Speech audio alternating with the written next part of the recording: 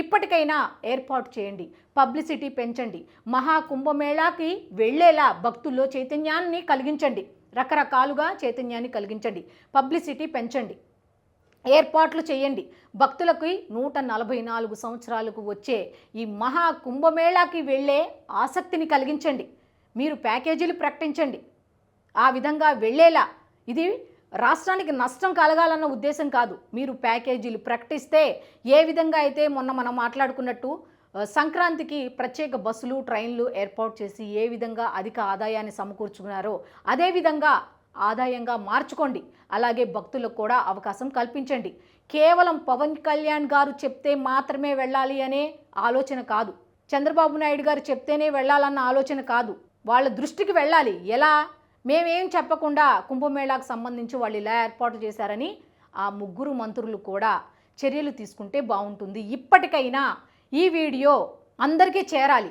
వెళ్ళలేని వాళ్ళు కూడా అప్పులు చేసి మరీ వెళ్ళాలి అని ఎవ్వరు చెప్పరు. మరి అలా అప్పులు చేసి వెళ్ళాలి అనుకునే వాళ్ళకి ఒక చేయూతో అందించండి, ప్యాకేజీని ప్రకటించండి. చాలామంది వెళ్తారు. మీరు కూడా ఆదాయ వనరుగా మార్చుకోండి. ప్రతిసారి ఈ ఆదాయ వనరు, భక్తులు, సహాయం, ప్యాకేజీని ఎందుకు మాట్లాడుతున్నానంటే వెళ్ళాలి అనుకొని వెళ్ళలేని వాళ్ళు చాలామంది ఉన్నారు. ముందు అవగాహన కల్పించండి. మహాకుంభమేళాకి ఎందుకు వెళ్ళాలి, ఎప్పటి వరకు వెళ్ళొచ్చు అనే దాని మీద అవగాహన కల్పించండి. ఎంతసేపు ఉత్తరప్రదేశ్ సీఎం అది చేశారు, అక్కడ ఏర్పాట్లు ఇది చేశారు, ఆదాయం ఎంత వచ్చింది అంత వచ్చింది, అంత వెసులుబాటు జరుగుతుంది, అక్కడ ఆ అమ్మాయి ఫేమస్ అయింది, ఇక్కడ ఈ గురూజీ కనిపించారు, బాహుబలి అఘోరా ఒకళ్ళు కనిపించారు, అఘోరాలు ఇలా ఉన్నారు అలా ఉన్నారు.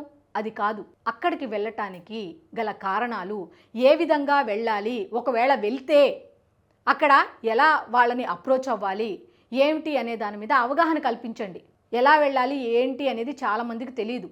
తెలియకుండా ఇబ్బంది పట్టం ఎందుకని ఆగిపోయే వాళ్ళు కొంతమంది ఉంటారు. ముందు దాని మీద ప్రచారం కల్పించండి.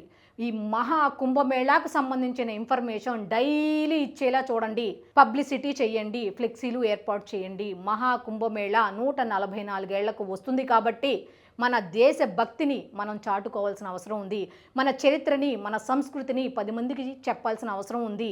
విదేశాల వాళ్ళు వస్తున్నప్పుడు, విదేశాల్లో ఎంతో పెద్ద పెద్ద స్థాయిలో ఉన్న వాళ్ళు వస్తున్నప్పుడు మనకేంటి వెళ్ళడానికి అన్న ఆలోచన అందరిలో రేకెత్తించండి. సో ఇది ఈనాటి వీడియో.